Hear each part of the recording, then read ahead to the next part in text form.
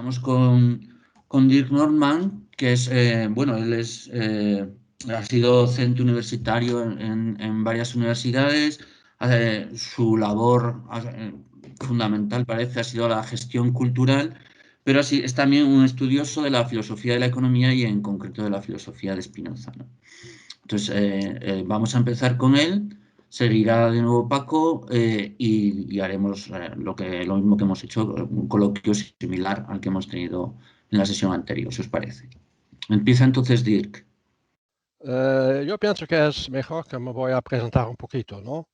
Tú has dicho algunas cosas, pero yo estoy miembro del círculo hace más o menos 6 años y pienso que hace 5 años he enviado mi artículo Spinoza as an economist, Spinoza como economista, a todos ustedes. Yo he estudiado economía y después también filosofía, por terminar con una investidura doctoral en filosofía con el tesis Economía y filosofía en la Edad Media antes de Thomas Aquinas. Pero en holandés. Pero a pesar de esto, esta investidura, no me siento filósofo, más histórico. Y a pesar de este artículo, no me siento spinozista. Pero soy muy activo en la directiva de la Asociación Spinozana Holandesa, Spinoza House. Y tengo la oportunidad de felicitar a la directiva de vuestra asociación y todos ustedes todos, con este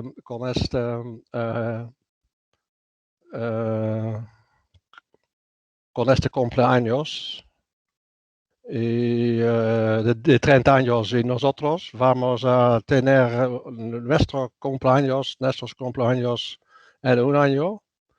Nosotros estamos 125 años y vamos a organizar un congreso y hemos invitado a algunos de ustedes para asistir a este congreso y me gusta mucho que ustedes han dicho sí, vamos a venir a Holanda para asistir a este congreso.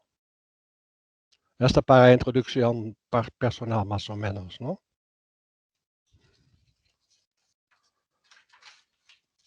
Para introducción material, el título de este congreso es La actualidad y la relevancia de la ética de Spinoza, nuevas traducciones y lecturas. Y una de las nuevas lecturas es la lectura de la ética para la gente que sabe nada de nuestro filósofo y quiere saber o tiene que saber algo de nuestro filósofo. La gente, como Javier ha dicho, la gente. Y tengo algunas cuestiones, ¿no? Algunas preguntas. ¿Cuáles son los tipos de esta nueva lectura y qué es su relevancia, como el título del congreso? Y en esta conferencia voy a tratar de contestar a estas preguntas.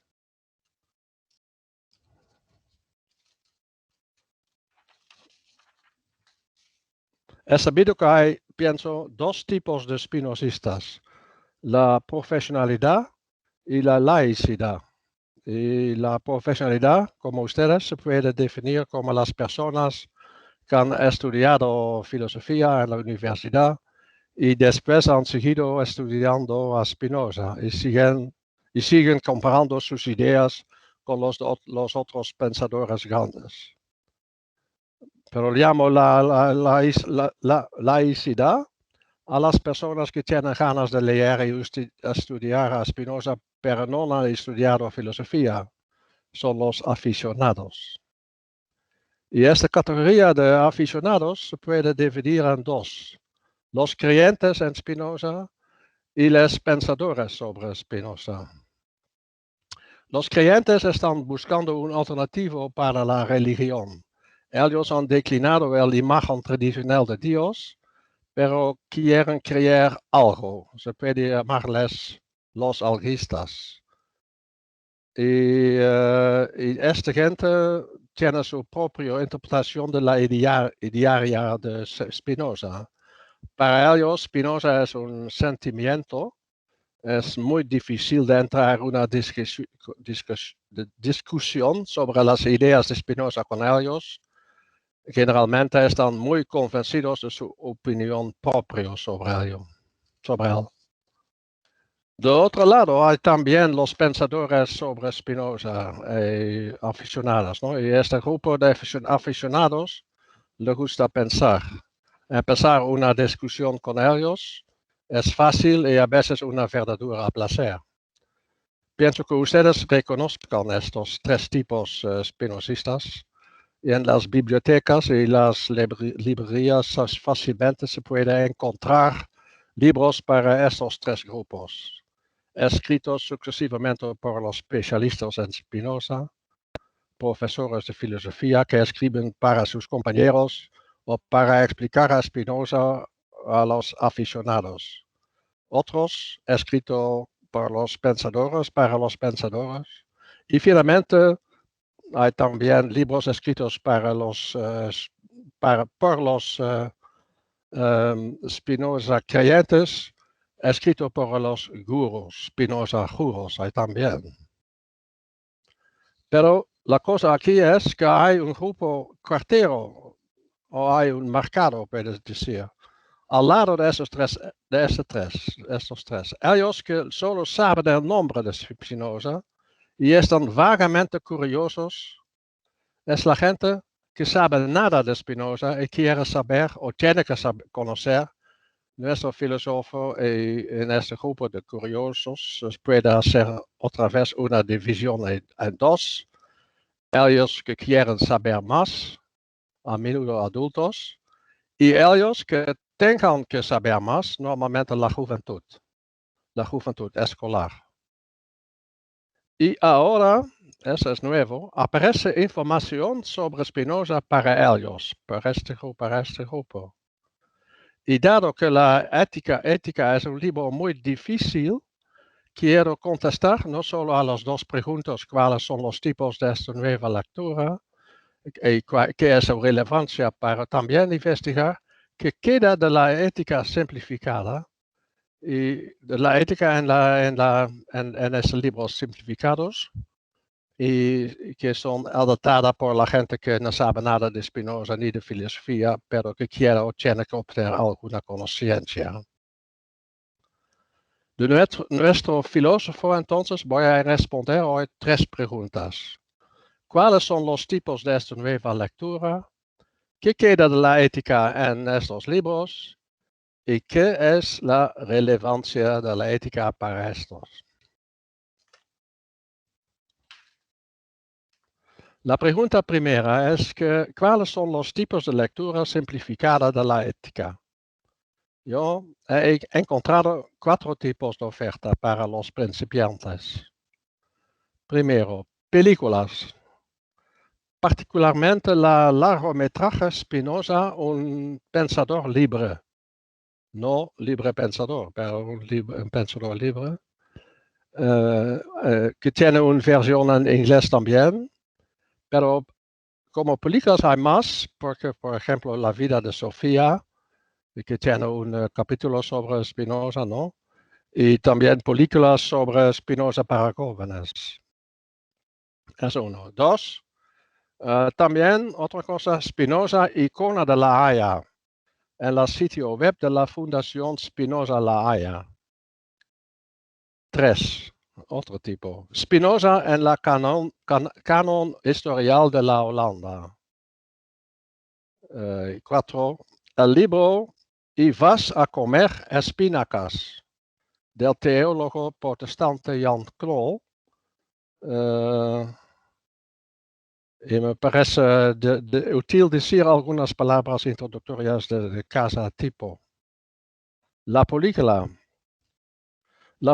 sobre la vida de Spinoza de Robin Lutz, director, se ha estrenado por la primera vez en el año 2015. Es absolutamente dirigido a la pública general. y no a los especialistas, alquistas o pensadores. El sitio web. Al ser Spinoza un icono de la ciudad de La Haya, como Erasmus se ha vuelto un icono de Rotterdam, es un movimiento nuevo del año 2020. Han dirigido una fundación, la Fundación Spinoza La Haya, y esta fundación está buscando las características hablando sobre democracia, libertad e igualdad en el trabajo político. 3. El canon historial. Hace 20 años Holanda tiene un canon historial con 50 sucesos o personas que han determinado la historia de los Países Bajos. Spinoza es uno de estos 50. Y se han hecho material de clase sobre él, si bien para la educación primaria como para los colegios. Y finalmente el libro introductorio. Un ejemplo de libros que quieren explicar Spinoza al público general.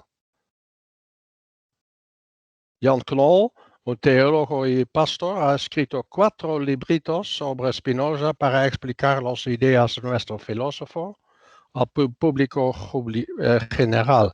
Y este libro, Y vas a comer espinacas, explica específicamente la ética. Se lo ha publicado en 2006 y es muy popular en Holanda. Hace algunas semanas he comprado este libro, un ejemplar de la edición 30. Se ve que esta ética común es un fenómeno muy reciente.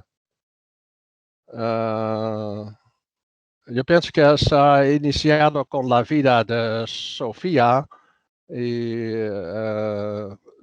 quiero decir que el autor de la vida de Sofía es un noruego. Por eso no estoy hablando aquí sobre un fenómeno exclusivamente holandés, pienso. Pero los ejemplos están holandeses. Bien. Concluido que hay 4 tipos de lectura popular de Spinoza en general, pero a la vez de la ética, vamos a investigar qué queda de la ética en cada tipo. Empiezo con las oraciones. ¿No? Las oraciones en la película Spinoza, un pensador libre.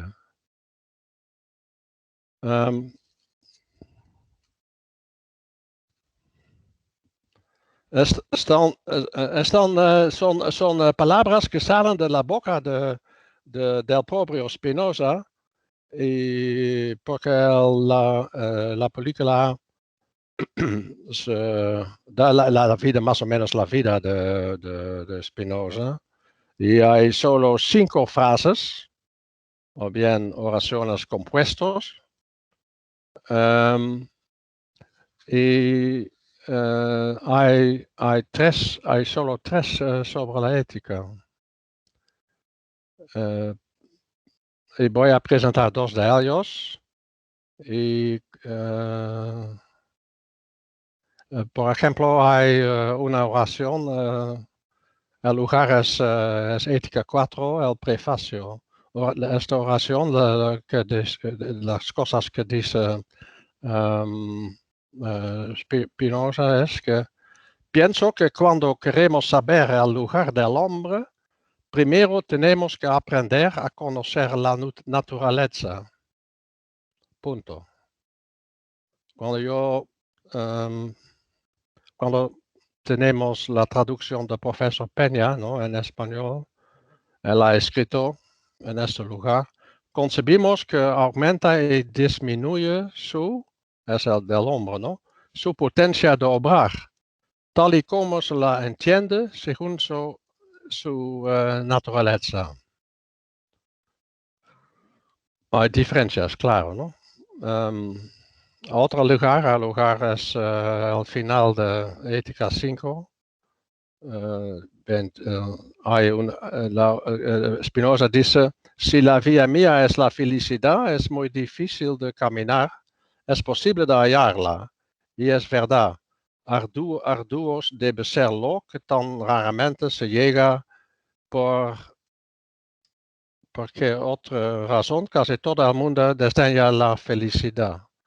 Si estuviera al alcance de la mano, todo lo excelso es tan difícil como raro. Oh. Hay que tornar las cosas. Momentito.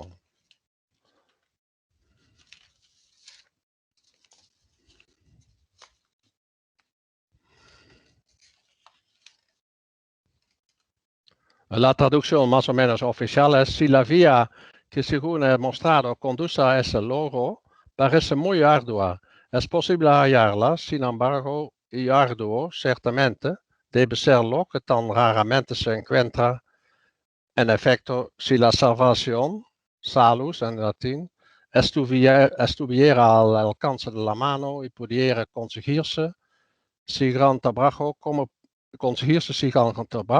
podría suceder que casi toda la desdeñen, pero todo lo excelso es tan difícil como raro. ¿Qué tenemos aquí? El guionista corta. Por ejemplo, Spinoza dice en la película ¿por qué otra razón podría suceder que? En lugar de, en el libro, de si la salvación, salus, estuviera al alcance de la mano y pudiera conseguirse sin gran trabajo, ¿cómo podría suceder que? El guionista también omita todo el contexto, no hay ningún contexto. Y también el guionista reemplaza palabras esenciales. Por ejemplo, en el primero reemplaza potencia de obra por lugar de hombre, y reemplaza en el segundo salvación, salus, por felicidad.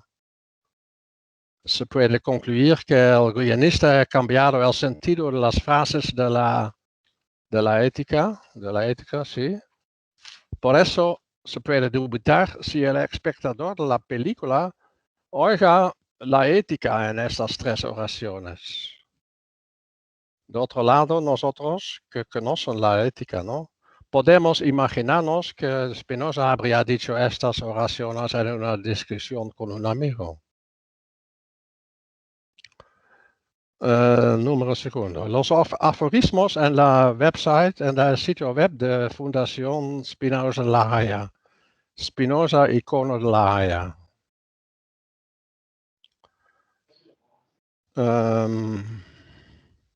No sé cómo...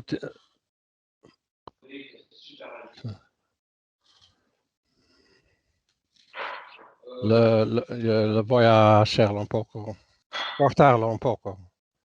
En este sitio web hay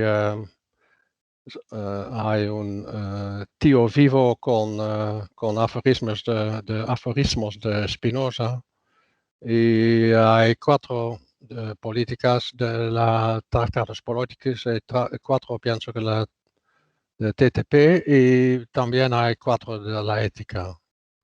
Pero ¿cuáles son los aforismos de la ética en el web?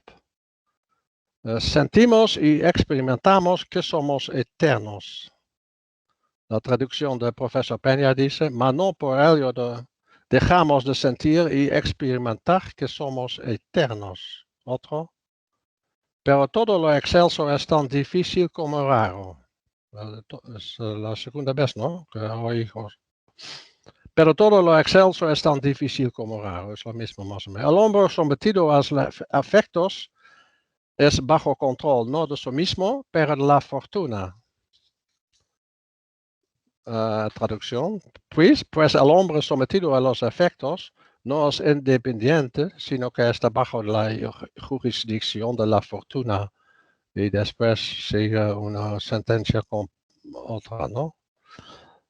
Si todos que deseamos y hacemos y de qué somos la causa, porque conocemos a Dios, todo que deseamos y hacemos y de qué somos la causa, porque conocemos a Dios, cuenta entre religión. La traducción es todo cuanto deseamos y hacemos, siendo nosotros causa de ello, en cuanto tenemos las ideas de Dios, o sea, en cuanto conocemos a Dios, lo refiero a la religión. Cuando vamos a evaluar estas 4 citas, la ética en el sitio web de la Fundación Spinoza, en breve, se ve con estas son frases de 20 palabras al máximo, sin ningún contexto, no son proposiciones o demostraciones, pero son extraídos de los escolios o prefacios. Si ustedes me permiten decir, son más o menos proverbios. Sabiduría general que Spinoza ha usado también. Pero estos aforismos pueden figurar para probar que Spinoza es un hombre de sabiduría popular y no solo de sabiduría inalcanzable y por eso una posible persona útil por el sitio y marketing de La Haya. Spinoza en la canon historial.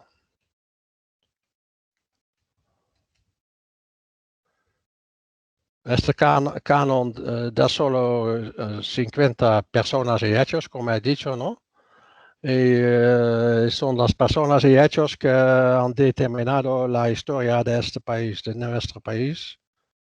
Es decir, no de Bélgica, pero de las ahora 12 provincias de los Países Bajos actuales. Ustedes queréis saber que el número 11 en este canon es la insurrección de las 7 provincias contra España.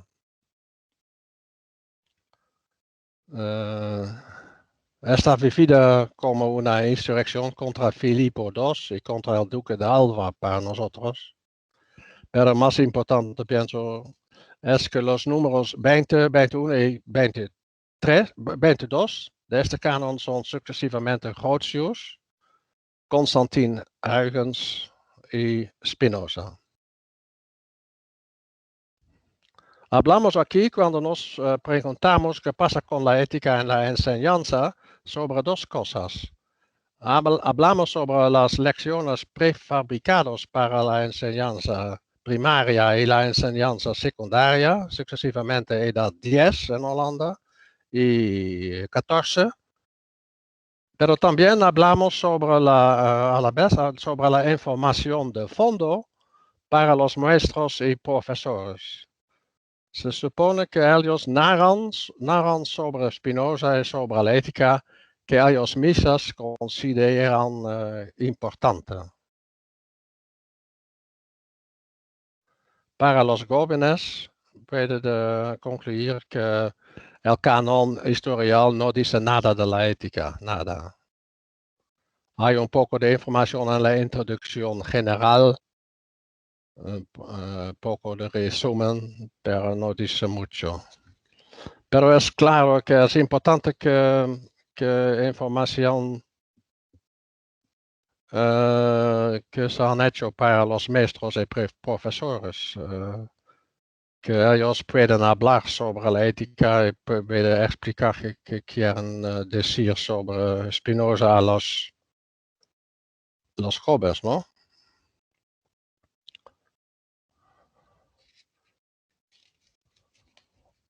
En todo, hay en este canon solo un informe de fondo para los maestros y profesores. El fin es claro que ellos pueden enseñar los datos importantes sobre Spinoza antes que los alumnos hagan sus ejercicios Y en este informe elaboran los 4 temas de la introducción en este canon sobre Spinoza. Es su repudiado, ¿no? La tolerancia, la obra maestra y la libertad. Y la obra maestra es la ética. Y yo pienso que hablando sobre la obra maestra, la ética, el canon historial holandés, toma una dirección que me sorprende. Este informe gira en torno de la primera proposición de la parte cuarta. El núcleo de la información sobre la ética para la juventud, para la enseñanza, es proposición 1 de la parte cuarta de la servidumbre humana, ¿no? Y la proposición es, en la versión de profesor Peña, nada de lo que tiene de positivo, una idea falsa, es suprimido por la presencia de lo verdadero en cuanto verdadero. Pero el canon historial dice, en una idea inverdadero hay nada de positivo, que está alzado por la verdad. El canon quiere estimular a los profesores de explicar a sus alumnos que Spinoza es un filósofo de la verdad. La proposición 4.1, ¿no? Está seguido por la primera parte de la demostración y después todo el descollo de esta proposición. ¿Qué es mi conclusión? Yo pienso que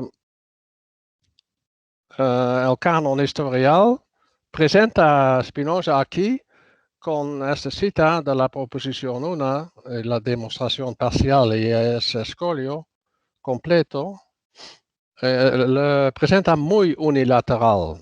Es como nuestro filósofo se ocupa solo con el problema de realismo e idealismo y que la importancia de Spinoza es que ocupa una posición propia entre Berkeley y Locke, más o menos, ¿no? No se habla de Descartes, no se habla mucho de filosofía en general. Y finalmente el libro Y vas comer espinacas del pastor Jan Knoll. Un ejemplo para explicar la ética para la gente, ¿no? Para la gente común. Muy interesante. Yo no conozco estos libros en otras lenguas, pero puede ser que hay, no sé. Este libro es un resumen de la ética en 7.000 palabras, o sea, 33 capítulos de promedio 300 palabras. En todo con introducción y apéndices, el libro tiene 125 páginas. En la introducción, el autor dice, quiere tratar de ofrecer el ideario de Spinoza en forma de ligera digestión a todos que quieren aprender a comprender el mundo y la vida. Y la vida. 20. ¿Qué pasa con las páginas? Un momentito.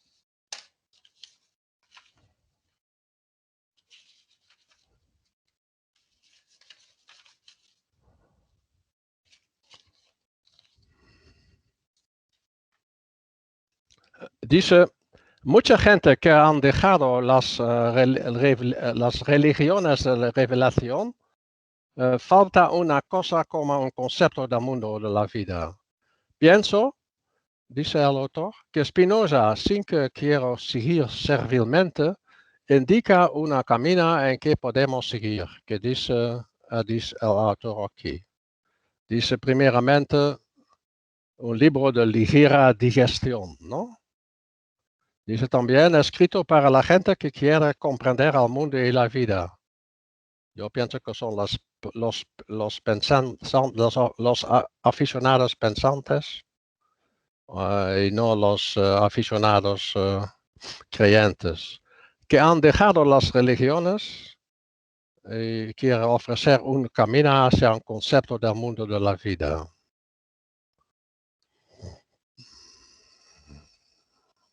Pienso que Spinoza es muy importante porque dice que es un filósofo de la alegría.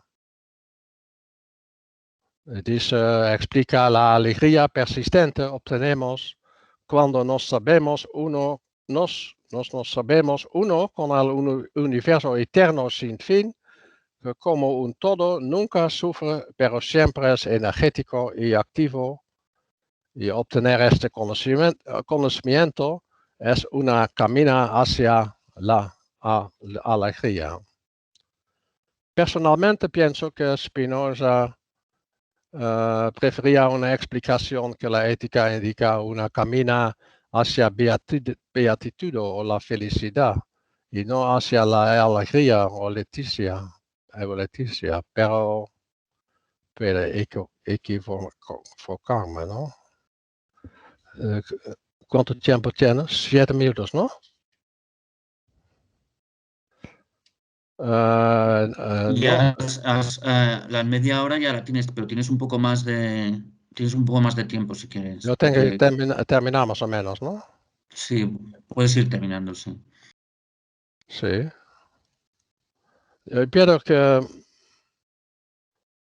es posible, pienso que bien, me voy a terminar, bien.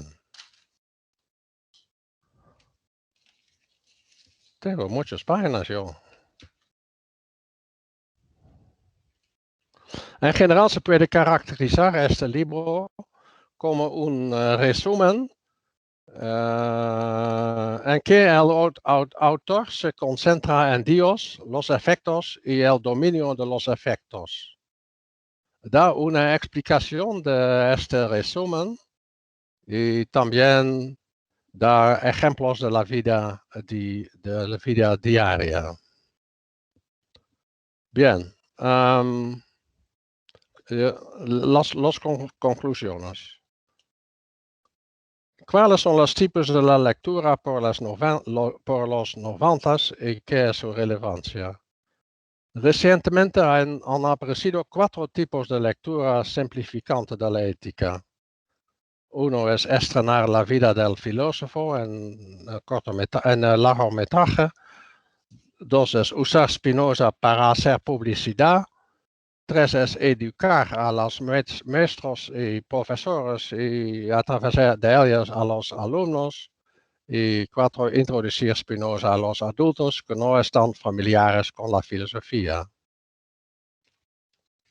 ¿Qué se manifiesta de la ética en estos 4 tipos? En la película se ve algunas ideas expresivas de la ética que el guionista reproduzca en una manera que todo el mundo las puede entender. En la publicidad se lee algunas sabidurías generales, más o menos por accidente, recogida de la ética. En la educación holandesa, se presenta la ética como una filosofía del conocimiento, explicado a los profesores y a través de ellos a los niños y chavalas, ¿no? Y en la introducción popular se explica cómo se puede entender a Dios y de las pasiones. Pues, ¿qué queda de la ética en estos 4 tipos de leer la ética? A ver, la pública, quedan algunas ideas sin relación entre sí que sirven como contexto por la vida de Spinoza. Cuando se habla sobre vender, city marketing, quedan algunas sentencias sin contexto ninguno. Cuando hablamos sobre educar, un parte de la filosofía de conocimiento, respectivamente, es para los profesores, ¿no? Respectivamente nada para los alumnos que no.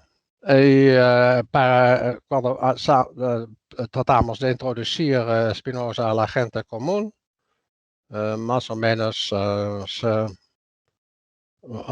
hacen un resumen de las partes 1 y 4 de la ética. Y finalmente tengo que responder la pregunta de este congreso, que es la relevancia de esas maneras de leer la ética. Hemos visto en la ética vulgarizada la inclinación de presentar la vida de Spinoza como ejemplar para su idearia. También hemos visto que la ética está evaluada como demasiado difícil. Otra inclinación es dar más atención a su ideario político que a su ideario ético.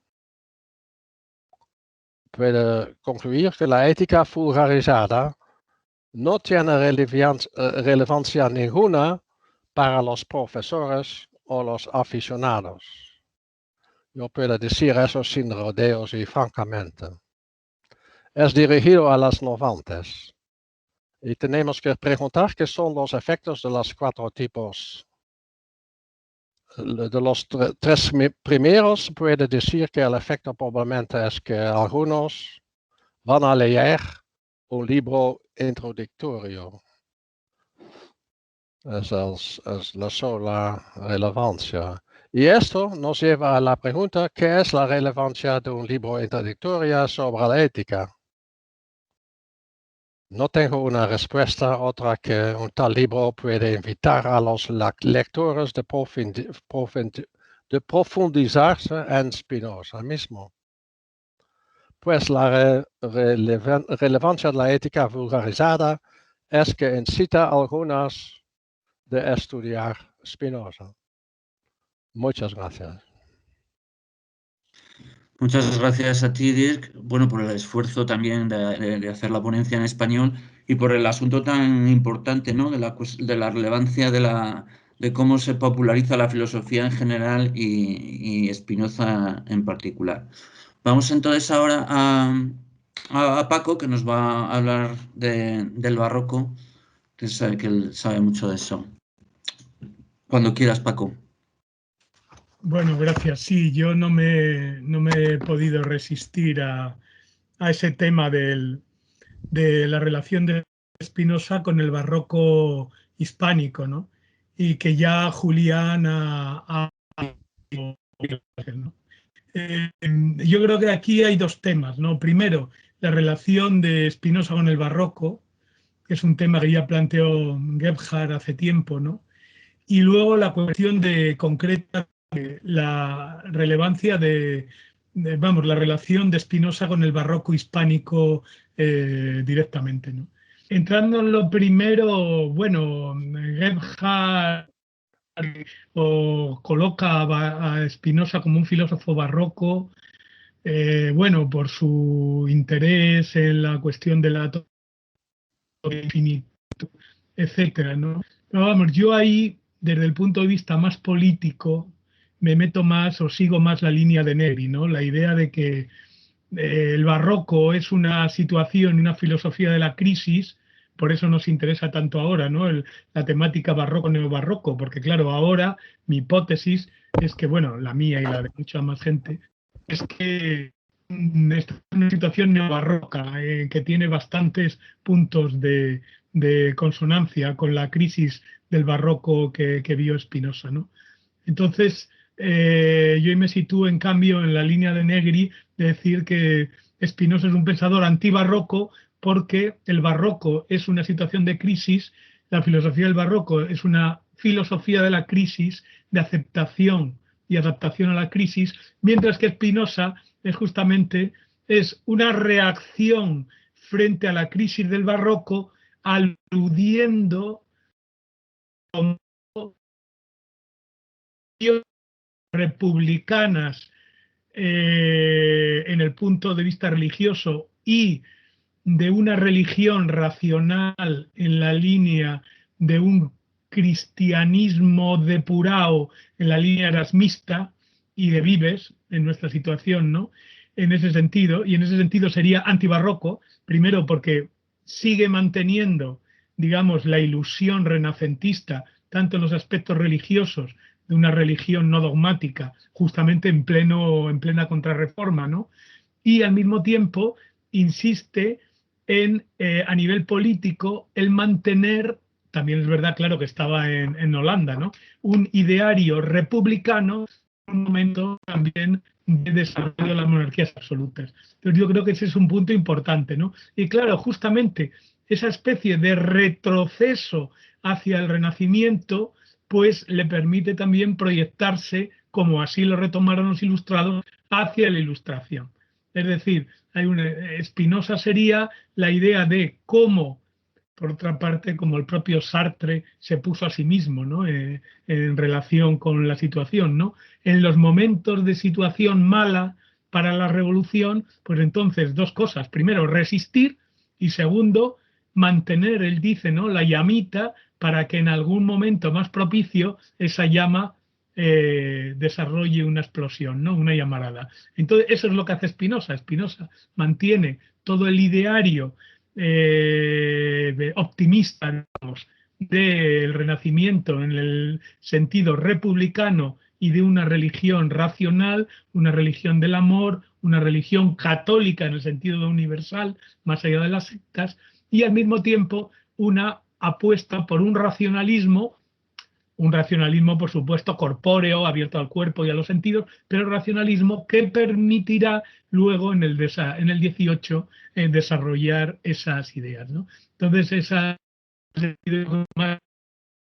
filósofo antibarroco porque en lugar de adaptarse a la crisis intenta luchar contra la crisis. Y ese es, digamos, una de las moralejas o enseñanzas en nuestra situación de atribulación pues de Spinoza, ¿no? O sea, hacer un poco lo de Spinoza, mantener la ilusión, mantener el impulso revolucionario pasado y al mismo tiempo intentar mantener la llamita para que en unas circunstancias más favorables, posiblemente, pues pueda desarrollarse otra vez una llamarada como sucedió en la Ilustración pasando el periodo barroco contrarreformista, ¿no? Bien, esa es la cuestión del barroco. Yo creo que es un punto esencial. O sea, lo del barroco no es solamente porque me gusta, no solo porque es estético, sino porque es que el barroco nos dice nuestra situación, ¿no? O sea, nos pone en la cara, nos pone delante de nuestra situación, ¿no?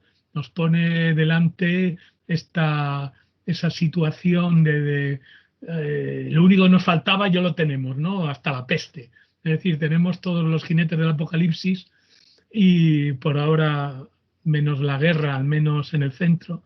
Y claro, en ese sentido, pues el barroco es una especie de estetización de la crisis que nos puede venir bien en la situación actual, ¿no? Y en relación con el barroco hispánico, bueno, pues un poco lo que decía antes, ¿no? Hay que tener en cuenta que la relación de Spinoza con el barroco hispánico podía ser, haciendo un paralelismo, la relación de los exilados españoles con la cultura española, ¿no? Es decir, que yo tengo una hipótesis sobre la historia de España desde su constitución que se ha generado mediante un mecanismo de selección negativa y perversa que hemos ido eliminando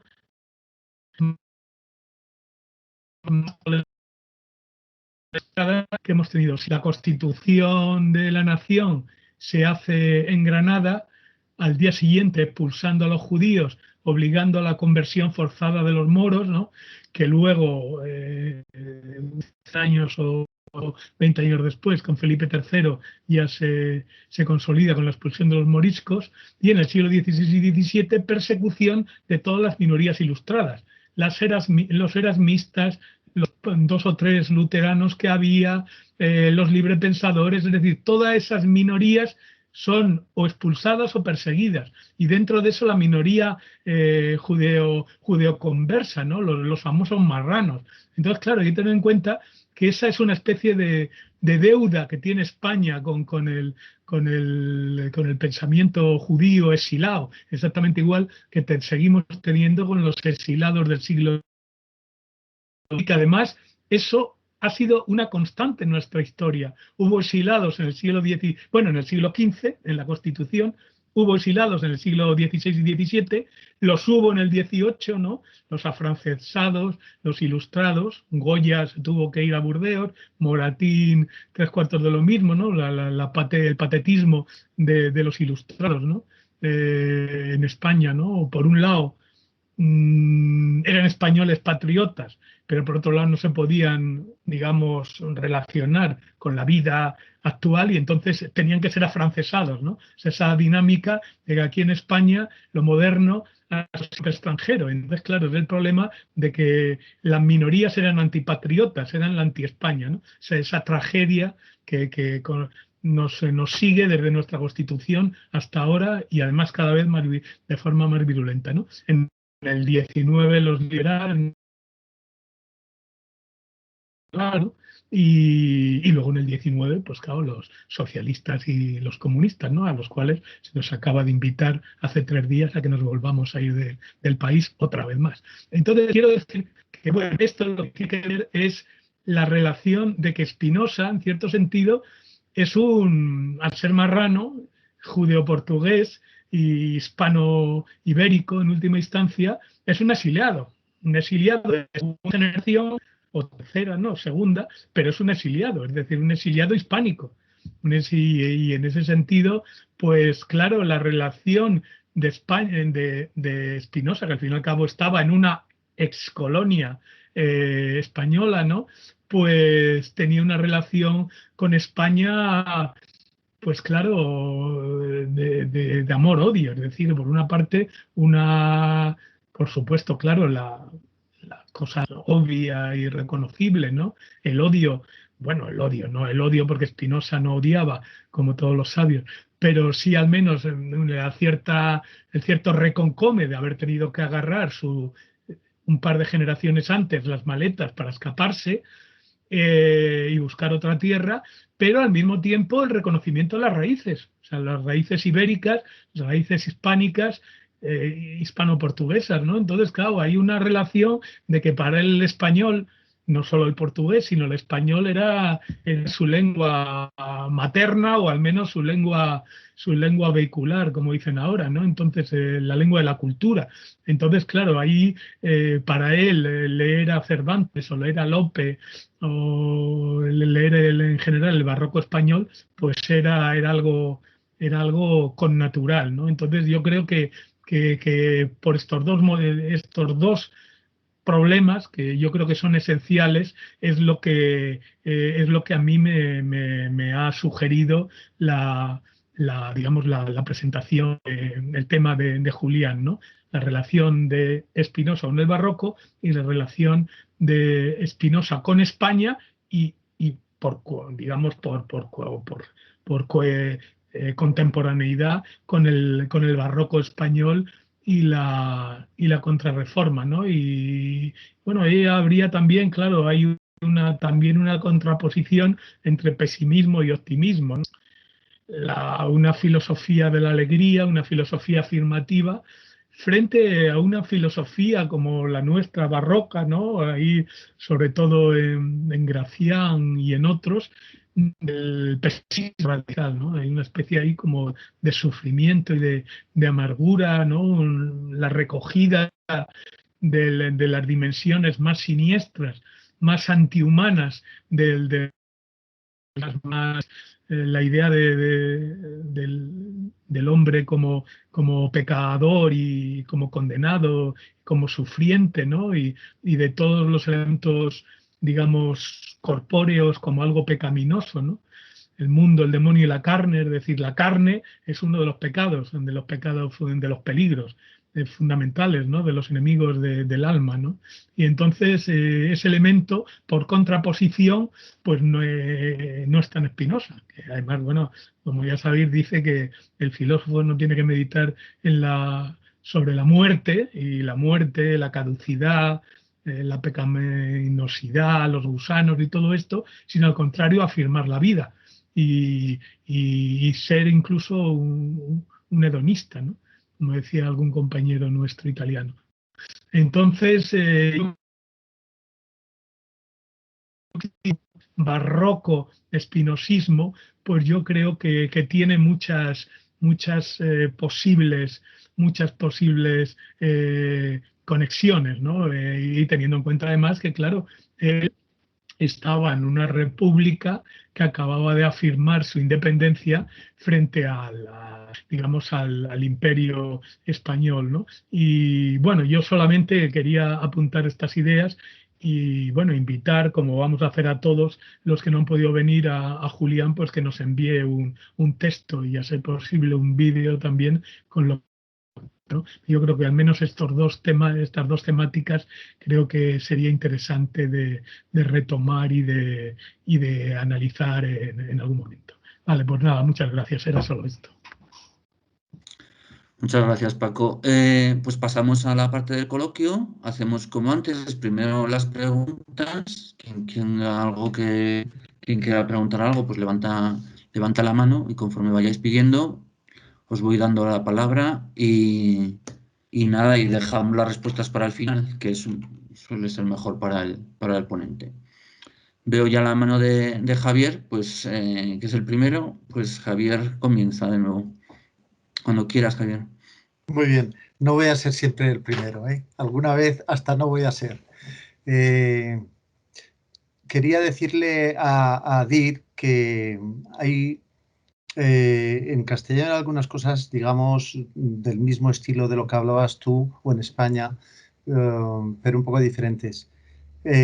Hay una obra de teatro de Juan Pedro del Campo que se titula algo así como Spinoza en la multitud, el resto falta, ¿no? Es así, Aurelio, ¿no? O algo así. Sí, sí, es Juan Pedro García del Campo, es Eso, Juan Pedro Spinoza García. y la multitud, sí. Y luego Es entre una obra de paréntesis el teatro. resto falta. Sí, es una obra de teatro. Yo a veces lo que planteas a mí me parece muy importante, de las cosas más importantes que podemos hablar en un congreso, ¿no? Porque hablar de Spinoza no es una cosa para nosotros. Si no somos capaces de ampliar nuestro círculo, pues estamos muertos. Y yo intenté hace años, doy clase en humanidades y en periodismo, y intenté hablar de Spinoza a partir de esta obra, leyendo fragmentos de la obra esta de teatro de Juan Pedro, ¿no? Lo que no sé es la efectividad que tuvo, porque claro, los alumnos a los profesores nos dicen que todo muy bien, y no lo sé. Luego he tenido otras experiencias, porque coordino un taller de pensamiento desde hace 10 años en la biblioteca pública, y esto ya es con gente interesada un poco en pensar y también en la filosofía, ¿no?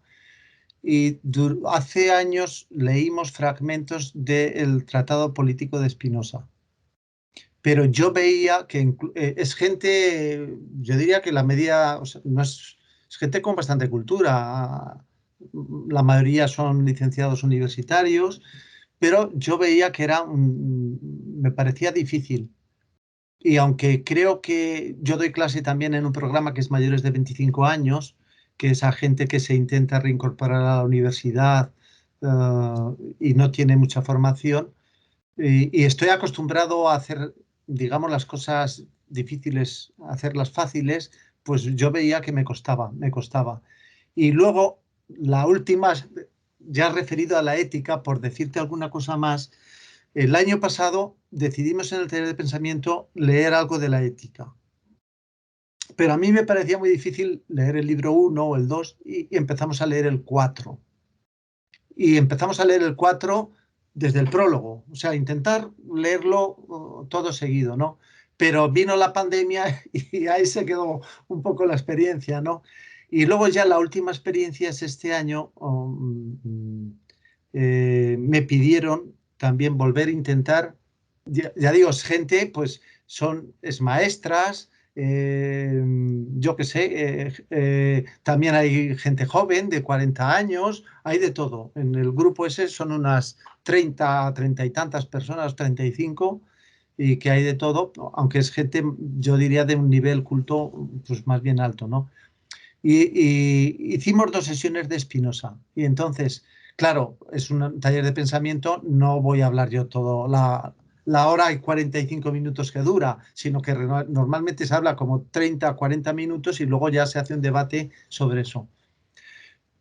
Y claro, dices, ¿qué queda de la ética? Pues yo seleccioné también cosas acerca de la gestión de sentimientos y luego pues cosas de política, porque realmente a gente que aficionada, como decías tú, me ha parecido muy bien el término aficionado, a gente aficionada, pues explicar la metafísica, la ontología me parece muy difícil. Y yo no me he atrevido nunca. No digo que no se pueda hacer, pero no me he atrevido. Entonces me parece que es más fácil abordar cosas de sentimientos, o sea, el libro cuarto de la ética, o hablar de política, ¿no? Que eso. Pero bueno, acabo ya. Lo que quería decirte es que te agradezco mucho que hayas sacado este tema, porque me parece a mí un tema totalmente relevante. Porque si Spinoza se reduce a que hablemos en España 30 o 40 personas sobre él, pues tampoco tiene mucho sentido. Y yo creo que es importantísimo abrirlo a todo tipo de personas. Gracias. Tiene la palabra ahora María Luisa Ribeiro. Quería agradecer a Dirk Nordman por su tan original exposición. He considerado que esta perspectiva fácil de Spinoza puede ser un camino para un interés más consistente sobre el filósofo. Mas pregunto si será legítimo pactuar con una visión simplificada del filósofo. ¿No será trairlo? Presentemente estoy viviendo un problema que es, he recibido una obra de un no filósofo que es autor de libros, es una especie de Dan Brown portugués, es autor de libros extremadamente populares y que se propone escribir sobre Spinoza. Y me ha mandado la obra para que yo lese. El título es El hombre que mató a Dios. Y yo estoy muy indecisa si voy a leer la obra, mas cuando oí su exposición, me pregunto si vale la pena leerla o si es legítimo hacer esta simplificación y vulgarización de un pensamiento que todos nos prezamos muchísimo.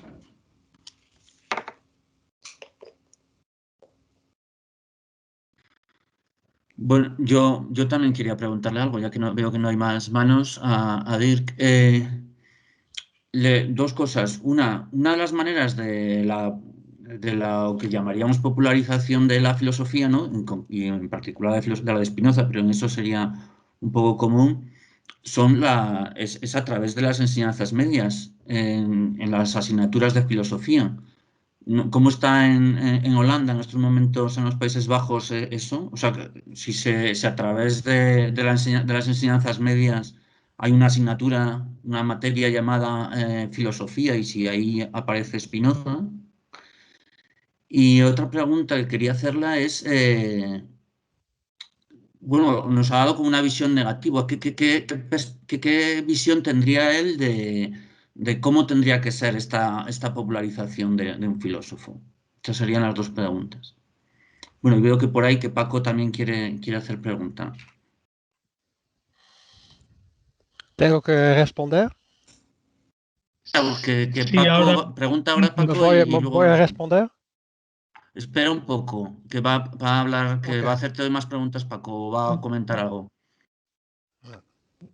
Un minuto, sí. Yo aludí antes a que es verdad que cuando nosotros estudiábamos por allá por los años 80, 70, mejor dicho, ya me quito años, Spinoza estaba marginado incluso hasta en las licenciaturas de filosofía, no ya en el bachillerato, sino incluso hasta en la licenciatura, ¿no? Porque el racionalismo se centraba en Descartes y estaba, y como mucho se daba una pincelada de Leibniz y luego ya se pasaba como lo que les interesaba fundamentalmente, al menos en la Complutense, era la teoría del conocimiento, se pasaba rápidamente a Locke, Berkeley, Hume y Kant, ¿no? Ese era, y Spinoza quedaba ahí, como dicen los franceses, evacuado. Entonces, Claro, o sea que hay dos problemas. Primero, el relanzar para los propios especialistas, o sea, es decir, para los filósofos, en el currículum de graduado y de licenciado anteriormente filosófico, la figura de Spinoza como central. Y luego ya en la popularidad, yo estoy de acuerdo con Javier que por los dos sitios por donde yo entraría. Y aquí recuerdo una compañera nuestra, que no sé si estará por ahí presente, Sara Reyes, ha hecho y hace una gran labor, aparte de una tesis espléndida, de popularización de Spinoza en charlas con gente. Igual de Javier, que las dos formas por donde se puede entrar y que es rigurosamente contemporáneo, ¿no? Además, que tiene que ver incluso con eso que está tan mal visto de la autoayuda y del coaching y tal, es en la cuestión de las pasiones. Es decir, el libro 3, que a mí me parece apasionante, el libro 3 y la primera mitad del 4 es algo prodigioso, ¿no? Es algo maravilloso de finura psicológica y antropológica, ¿no? De cómo coge el alma en todos sus matices, ¿no? Y luego encima aquí la traducción, la maravilla del latín y los matices que tiene la utilización de la nomenclatura spinosiana, digamos, escolástica sobre las pasiones, que tiene una finura infinitamente superior a la inmensa mayoría de la psicología pasional del 19, incluso del 20, ¿no? Quitando a Freud, claro. Entonces yo creo que ahí la entrada por las pasiones, yo creo que es un punto fundamental. Y además, claro, sobre todo también con la moralina. Y bueno, más que con la moralina, con la moraleja, ¿no? Es posible ser feliz, pero hay que controlarse, hay que ser ascético, hay que asumir la necesidad. Es decir, un discurso paralelo en cierto sentido a lo que sería un proyecto psicoanalístico freudiano, ¿no? De cómo juega uno con sus síntomas. Y luego el otro también de rigurosa actualidad y de necesidad, más que de actualidad, de necesidad, el Spinoza republicano.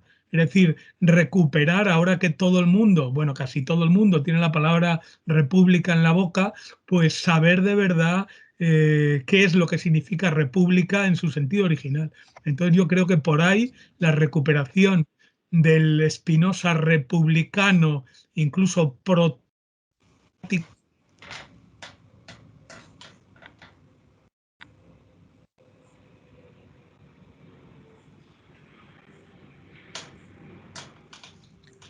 ha Aurelio, se congelado. ha quedado colgado, yo creo. Sí, se ha congelado la imagen y se ha parado la voz. Vamos un poco a ver si se restablece.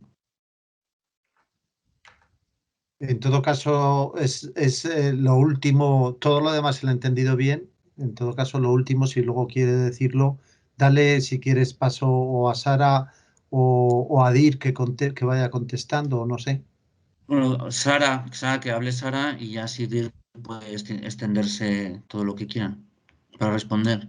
Sara, cuando quieras. Hola, ¿qué tal? Saludos a todos. Me ha gustado mucho las explicaciones dadas ahora. Quería mandar un saludo, un beso muy cariñoso a María Luisa Ribeiro, si me está viendo ahora. Y bueno, en ese sentido, llevo ya un tiempo trabajando con gente que está interesada, sencillamente interesada en el pensamiento, en la filosofía. Y para mí ha sido todo un descubrimiento.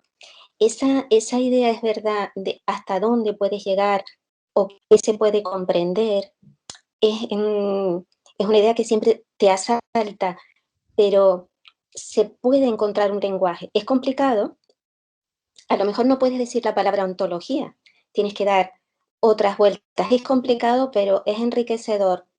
A mí lo que me ha parecido es que el regreso de esas explicaciones ha sido enriquecimiento, ¿no? Y no solo enriquecimiento porque uno escucha a los otros desde esa posición en la que estás permanentemente aprendiendo, ¿no? Con las antenas puestas, sino enriquecimiento para la investigación. Creo que eso que estaba diciendo Javier antes, que hay que abrir las puertas de la academia, es interesante para la propia academia porque te da líneas de investigación. Hay ámbitos, por ejemplo, ámbitos de la ciencia. En la Universidad de Málaga hay un proyecto transdisciplinar, o sea, de mezcla de disciplinas. El otro día pues fui invitada para hablar a personas que vienen de otros ámbitos y demás, y el interés y el conocimiento y las preguntas pues son sorprendentes, ¿no? Creo que hay que hacerlo, creo que hay que lanzarse a ese reto y tomarlo, ¿no? Porque nos da una posibilidad a los que estamos trabajando en esto de comprender incluso la dimensión de lo que estamos haciendo, ¿no? Y cómo. Bueno, decir eso y dar las gracias por las charlas. Muy bien, gracias Sara y todos los que habéis hecho preguntas. Pues ahora es tu turno, Dirk, cuando quieras. Tú estás hablando conmigo, ¿no? Sí, sí. Ah, sí. Sí, que ya puedes contestar, sí. Yo pienso que, como Javier ha dicho, que el teatro es también un tipo de ética, puede ser un tipo de Spinoza vulgarizado. Y en Holanda también hay no muchos, pero algunos, ¿cómo se llama? No sé la palabra, pero sí, el teatro sí. Y es más fácil porque después del teatro puedo organizar una mesa, ¿no? Y hablando sobre Spinoza, las ideas, funciona muy bien. Es más fácil que la película, por ejemplo, para hacer la gente entusiasta para Spinoza, ¿no? Esto es verdad. A mí que no me gusta yo estoy estudiando qué pasa en Holanda, ¿verdad? Y qué pasa en Holanda es que yo he investigado más o menos este canon me gusta. Y me agradezco a ustedes que yo pueda compartir ideas con ustedes cómo hacerlo con la educación. Es muy difícil. Yo pienso que en general que en los países con de lengua latino, el romano, ¿no? Enseñan Spinoza mejor en los colegios que en Holanda. Y en general, en Holanda, es para el profesor Martínez, en Holanda tenemos un problema que, no sé, que los protestantes no les gusta Spinoza. Yo estoy, por ejemplo, recibiendo en el Domus Spinozana, es la casa de Spinoza en La Haya, recibiendo americanos, japoneses, todos chinos, todos.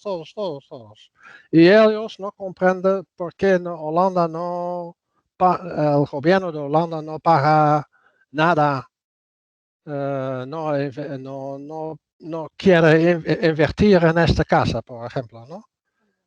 Pero yo puedo solo explicarlo para decirles que nosotros tenemos este problema original de guerra de los católicos con los protestantes. Y los protestantes, los calvinistas, no les gusta a Spinoza. Ese es el problema. Y ahora no todavía está solucionado, no se puede creerlo, pero pienso que no sé cómo es la situación en España. Es un problema de Holanda.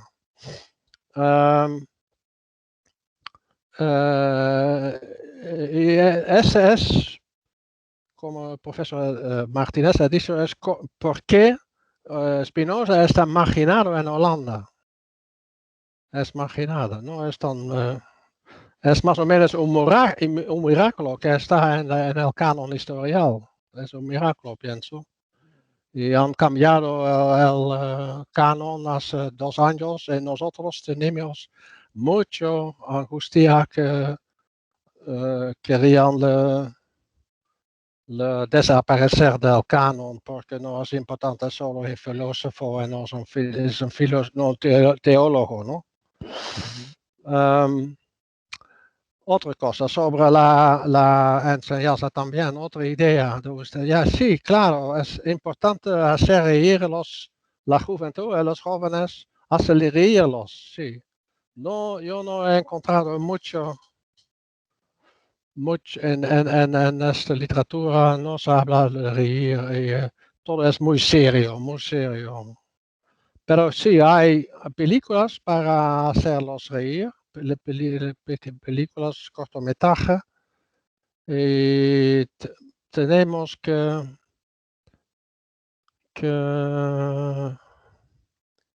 hacer más en esta dirección, pienso. Es una idea fantástica. Hacer reír los niños.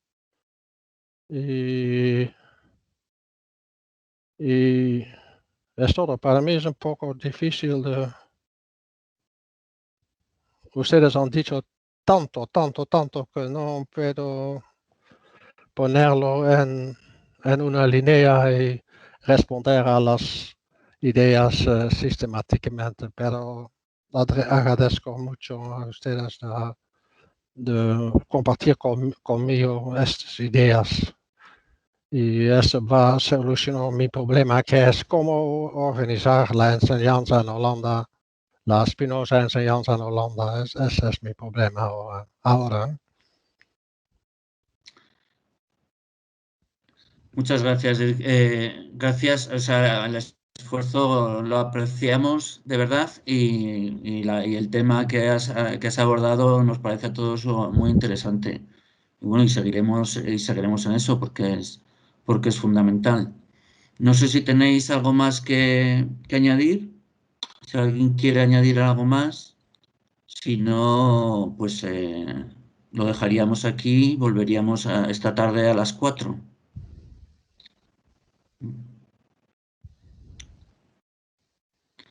Vale, pues bueno, muchas gracias y volvemos a las 4, ¿de acuerdo? Hasta luego. Hasta luego. Hasta luego. Hasta luego.